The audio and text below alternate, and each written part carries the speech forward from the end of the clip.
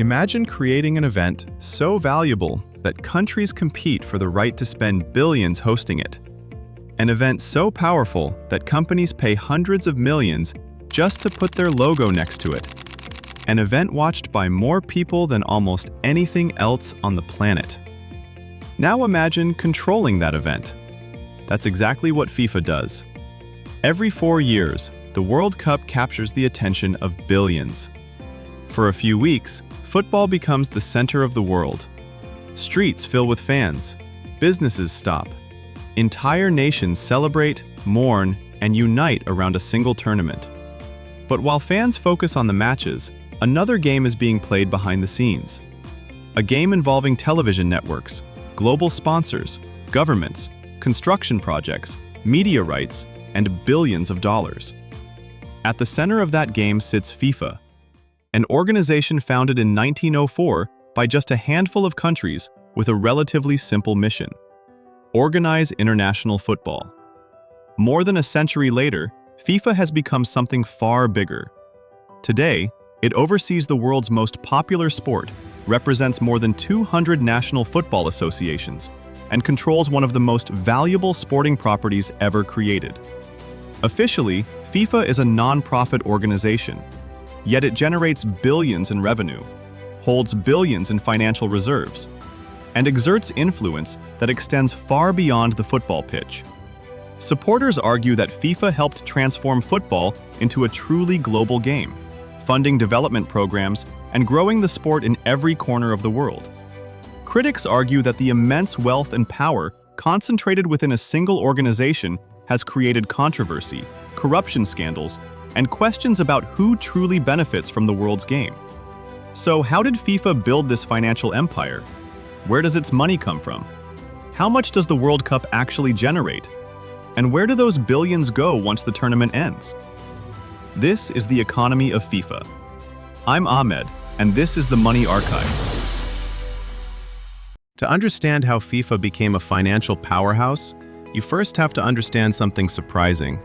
FIFA didn't invent football. By the time FIFA was founded in 1904, football was already spreading rapidly across Europe and South America. Clubs existed, leagues existed, fans were already filling stadiums. The sport didn't need FIFA. But what football didn't have was a single organization capable of bringing everyone together. At the time, international matches were chaotic. Different countries often played under different rules. There was no true global competition and no central authority to settle disputes. That was the opportunity. A group of 7 countries came together and created FIFA with a relatively simple mission: oversee international football. At first, it wasn't particularly powerful. In fact, for many years, FIFA was little more than an administrative body trying to convince countries to cooperate with one another. The turning point came in 1930. That year, FIFA launched the first World Cup in Uruguay. Only 13 teams participated. Compared to today's tournament, it was tiny. But it introduced an idea that would eventually change sports forever. Instead of football being a collection of separate leagues and nations, FIFA created a single event that brought the entire world together. And once the World Cup began growing, FIFA's influence grew with it. Every new country that joined FIFA made the organization stronger. Every new fan made football more valuable. Every successful tournament increased FIFA's importance. By the second half of the 20th century, something remarkable had happened. FIFA had positioned itself at the center of global football. If a country wanted to participate in the World Cup, it needed FIFA. If broadcasters wanted World Cup rights, they needed FIFA. If sponsors wanted access to football's largest audience, they needed FIFA. Over decades, FIFA quietly built something that every business dreams of: control over a product that billions of people wanted. And the bigger football became, the more valuable that position became. But FIFA's real financial transformation wouldn't happen on the pitch. It would happen in people's living rooms. Because once television entered the picture, football stopped being a sport watched by thousands.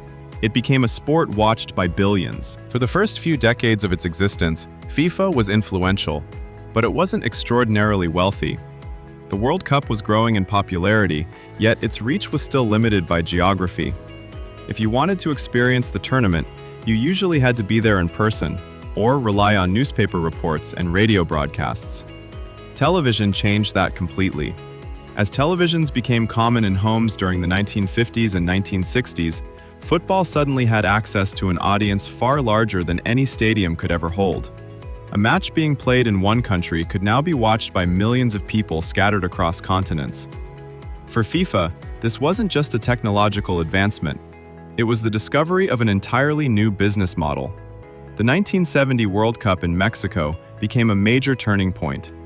Advances in satellite broadcasting allowed matches to be transmitted around the globe in real time.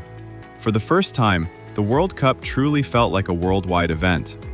Fans in Europe, South America, Asia, and beyond could experience the same moments together. The audience exploded, and with it came something even more important: attention. And attention is valuable. Television networks quickly realized that live sports had something most entertainment programs didn't. Fans wanted to watch in real time. They weren't going to wait until tomorrow to find out who won. That made football incredibly attractive to broadcasters, who began competing for the rights to show World Cup matches. What started as modest broadcasting agreements gradually evolved into bidding wars. Networks understood that the World Cup could attract massive audiences, and massive audiences attracted advertisers. The more viewers the tournament generated, the more broadcasters were willing to pay FIFA for access. This created a cycle that would continue for decades. Bigger audiences led to larger television contracts. Larger television contracts gave FIFA more money to invest in promoting and expanding the tournament. As the tournament grew, audiences became even larger. By the 1990s and 2000s, the World Cup was no longer just a sporting event. It had become one of the most valuable media properties on the planet. Every 4 years, broadcasters around the world lined up to secure the rights, knowing that billions of viewers would be tuning in. And once television proved how valuable the World Cup audience really was, another group started paying attention: global corporations. Because if billions of people were watching, brands wanted to be seen too. At first glance, it might seem like FIFA's business is football, but football isn't actually the product. The real product is attention. Think about it this way: the World Cup only lasts a few weeks every 4 years, yet companies are willing to spend enormous sums to be associated with it. They're not paying for goals, trophies, or stadiums. They're paying for access to billions of eyeballs. Once FIFA realized this, the organization began turning every part of the tournament into a business opportunity. Sponsors were among the first to recognize the value. Companies like Coca-Cola and Adidas understood that the World Cup wasn't just another sporting event. It was one of the few occasions where a significant portion of the world's population would be focused on the same thing at the same time. That kind of attention is incredibly rare. As a result, sponsorship deals became larger and more sophisticated. FIFA created different partnership levels, offering companies varying degrees of visibility and exclusivity. Sponsors weren't simply buying advertising space anymore. They were buying association with the most prestigious tournament in football. The value of those partnerships continued to rise as audiences grew. Every World Cup brought more viewers, more media coverage, and more global exposure. For multinational brands trying to reach customers across dozens of countries, few marketing opportunities could compete. But sponsorships were only part of the story. FIFA also found ways to monetize nearly every aspect of the tournament experience. Ticket sales generated hundreds of millions of dollars. Hospitality packages catered to corporate clients willing to pay premium prices for luxury experiences. Licensing agreements allowed companies to place official World Cup branding on everything from video games and jerseys to collectibles and promotional products. Individually, each revenue stream was significant. Together, they created something remarkable. A tournament that lasted just a few weeks could generate billions of dollars.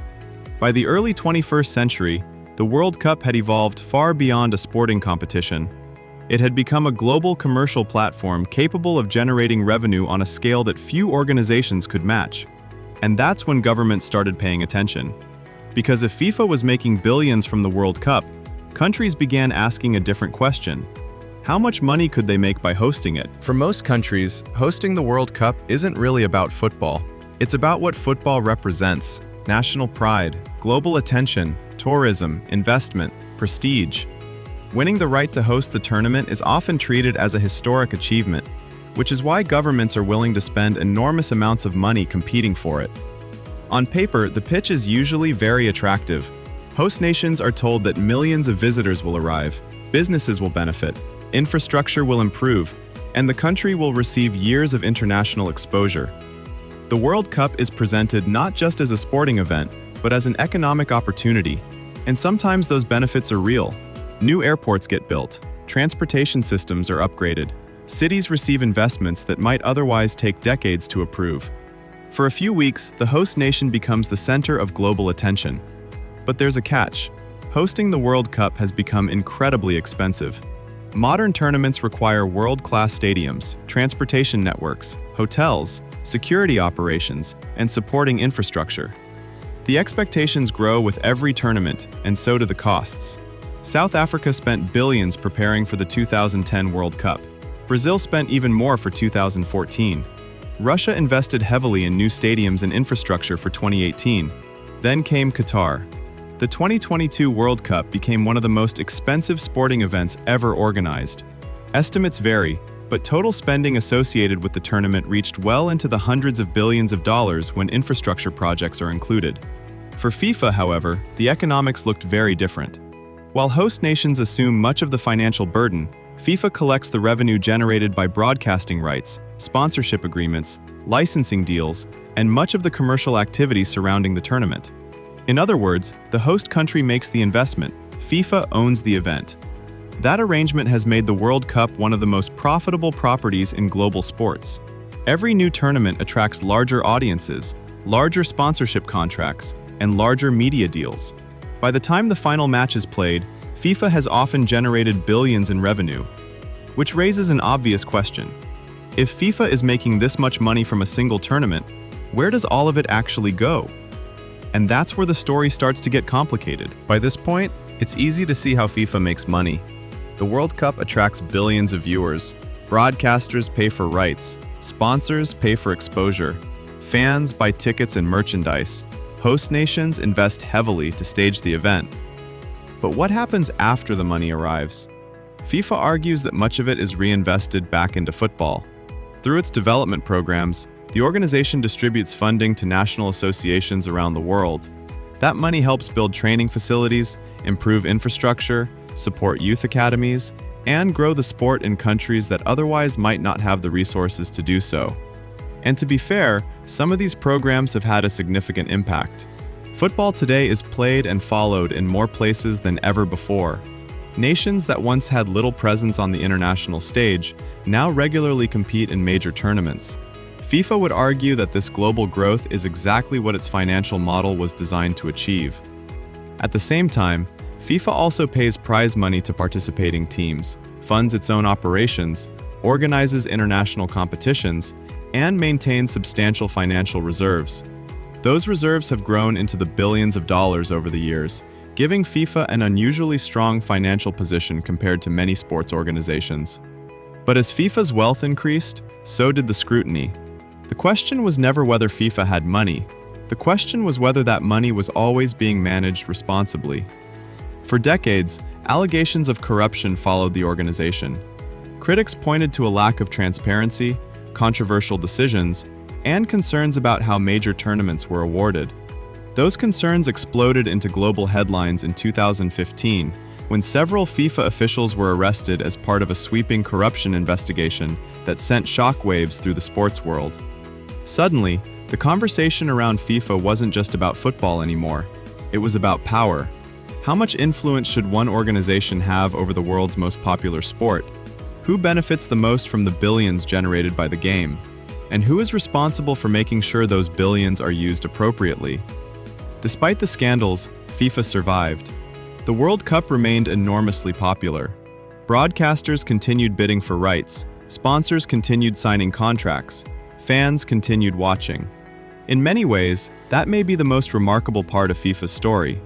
The organization faced controversies that might have crippled other institutions, yet the value of the World Cup remained largely untouched. Because at the end of the day, FIFA controls something incredibly rare, an event that billions of people care about. And as long as the world keeps watching, the money will keep flowing. When most people think about the World Cup, they think about the moments, the last-minute goals, the penalty shootouts, the underdog stories, the celebrations that spill into the streets, and the heartbreak that lingers for years. What they usually don't think about is the machine operating behind it all. Because while billions of fans are focused on what happens on the pitch, FIFA is managing one of the most valuable properties in global sports. An event so powerful that broadcasters fight over it, sponsors pay fortunes to be associated with it, and entire countries spend years preparing for the chance to host it. In many ways, FIFA built something every organization dreams of having: a product with a global audience, a brand recognized in nearly every country, and an event that remains relevant generation after generation. That's not easy to do. Very few organizations can consistently attract the attention of billions of people. Even fewer can turn that attention into billions of dollars. Yet FIFA has managed to do exactly that. At the same time, its story raises larger questions about money, power, and influence. When a single organization controls the world's most popular sport, how should that power be used? How much responsibility comes with managing a game followed by billions of people? And can an organization remain true to its mission while overseeing an empire worth billions? Those debates will probably continue for years. But regardless of where you stand on FIFA, one thing is impossible to deny. The organization discovered something incredibly valuable long ago. Football may be the world's game, but the World Cup is the world's event. And for more than a century, FIFA has been the organization sitting at the center of it. Because in the end, FIFA isn't really in the football business. It's in the attention business. And attention has never been more valuable. Thank you for watching. I'm Ahmed, and this is the Money Archives. If you enjoyed this breakdown, make sure to subscribe and join us for future stories exploring the businesses, industries, and financial empires that shape our world. And let me know in the comments, what company, industry, or organization should we uncover next?